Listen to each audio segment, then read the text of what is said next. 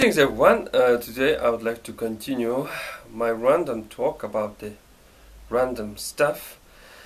And previously I talked about, this Mongolian Buddhist brood mother who claims that she have give birth to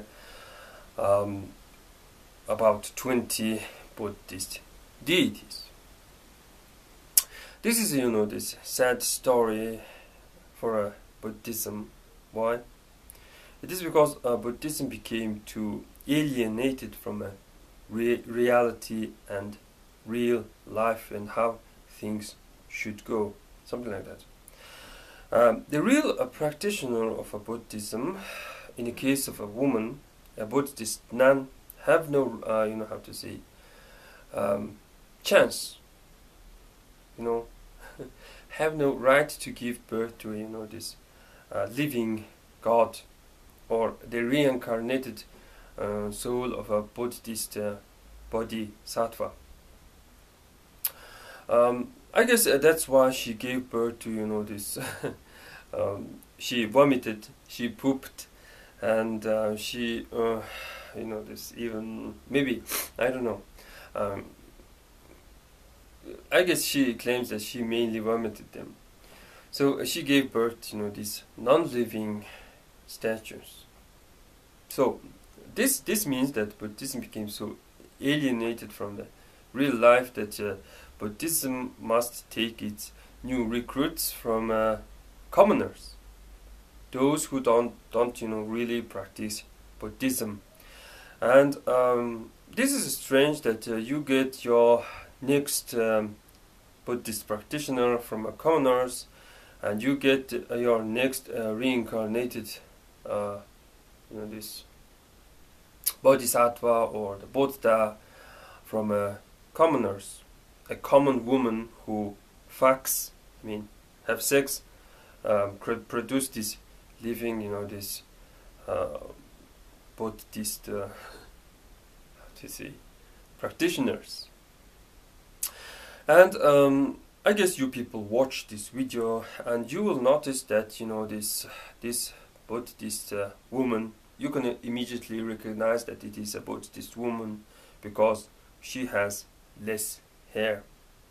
She is almost, she have to be bald, and she has almost no hair. So in Buddhism, hair is not important. That's why everyone is like shaved.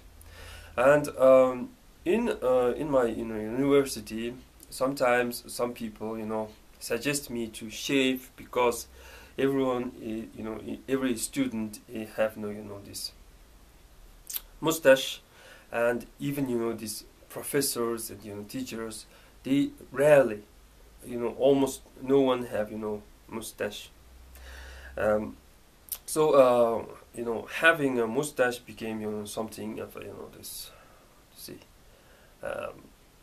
alien, something like that.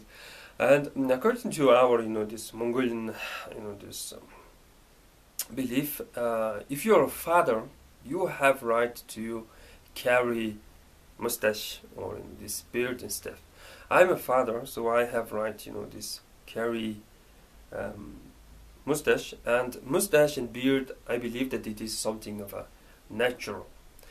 But there is a tendency to make it more, this fundamental and stuff, away from, this, nature and reality, saying that only the head of a family have right to have a mustache and beard, and if you still having your father, you have no right to have a mustache. I think that this is, this became too away from a reality, because mustaches keep growing. What if I can't have good tool to remove them?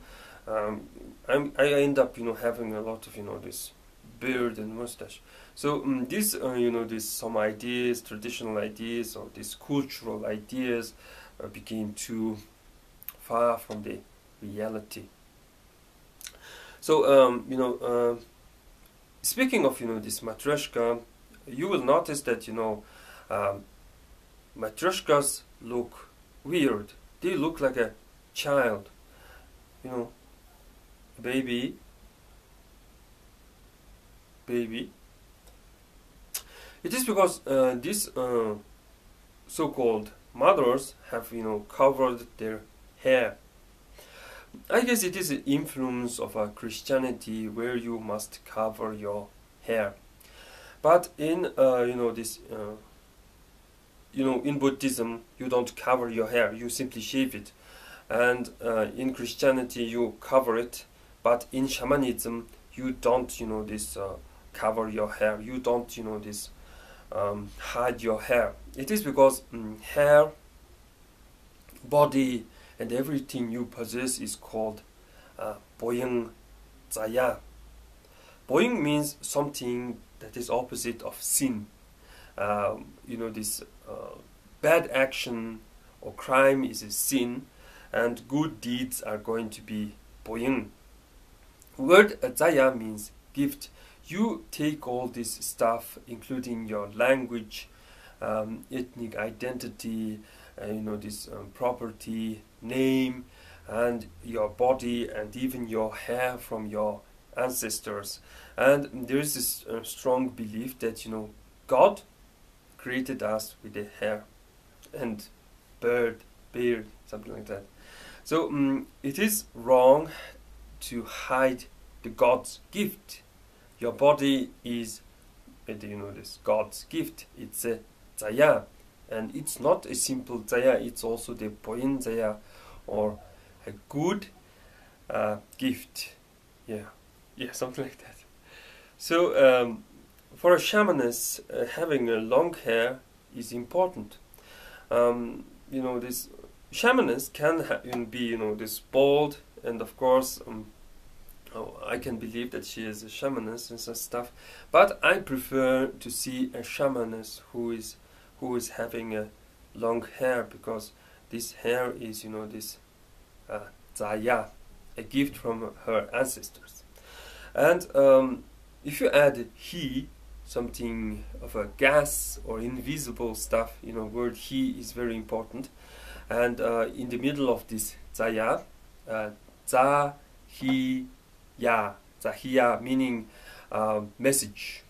It's nowadays it's used. Zahiya means this letter, but zahiya is going to be the message, and we usually use the shamans to receive this zahiya from our these ancestors. And you will notice that this rice here. Imagine that this small one is you, and your mother is, for you, it's very important person. She is, she is something of a big. She always, this big, and her, grandmother is very also important, and grandmother's mother is also important, and this grandmother's grandmother is also important. So this. Elders are very important, and respecting the elders is, the natural way of how to say, civilized. Is it civilized, or this someone with the morals? Respecting elders is very important. It's a human way, like in Matryoshka, the founding, this mother is, this is the biggest and it is the best. So in shamanism, this respecting elders is important, and it put it into an environment. You born into this environment, and you must think that this environment is much older than you, and I'm speaking that environment is a living being. I'm a living being. And this plant is also a living being. Maybe the age of this plant is this small. I don't think it grew for like 20 years and stuff. But if you think that this is a life form, I'm a life form. According to all religion, a human being is the highest life form to to exist. Plants are going to be somewhat lesser, But it took, this plant life form to millions and millions, this, I don't know how many years, compared to, this human species. So, according to respect your elders stuff, you have to respect plants and animals and, mountains and rivers, because they long existed before you. They, this, some trees are very old, and they are being like for 1,000 years and stuff. So such a, this life form, such a, this ancient stuff must be respected according to, this shamanism. And that's why there is this, primitive, this this, modern religions think it is a primitive way to, worship to trees, plants, and, these animals and stuff. And I guess also I talked about, this Trinity, and Trinity is very important part of a religion, because if you believe in heaven, this upper world, you must believe in hell. Since there is in hell and heaven, there's also our, this middle realm. So there's a trinity of realms. And here in Mongolia you can find a lot of things related with the Trinity. It is not only because of Buddhism, Buddhist Trinity. It is because of, this logical way of thinking, I guess. And Mongolians respect it. The main Mongol symbol is, the sun, moon, and fire. And sun and moon believed to be the most shiny stuff in the environment, in the sky. And of course, the third, this most shiny stuff is going to be fire. And fire is somewhat near to us, and it's most hot and most shiny compared to, this sun and stuff. And well, one can, this put star as being somewhat shiny, but they are a little bit dim.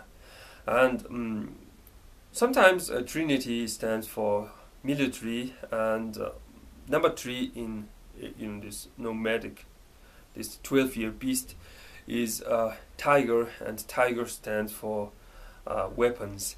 And someone who's having a good weapons is usually win, or someone who is carrying a Trinity on their flag have, some spiritual chance to win. But nowadays a star or the dragon stands for military, and having a star on your flag, I guess it's, makes you to win more.